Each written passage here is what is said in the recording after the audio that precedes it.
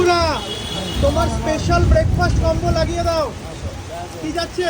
এটা 3টে পরোটা দিলাম। আচ্ছা, সাথে কাশ্মীরি আলুর দম, লাল লাল ঝাল ঝাল। ও হো, লাল লাল ঝাল ঝাল কাশ্মীরি আলুর দম, আনলিমিটেড আনলিমিটেড। যে যত খেতে পারো। আচ্ছা, এবার এবার লাল লাল ঝাল ঝাল ডিমের কষা।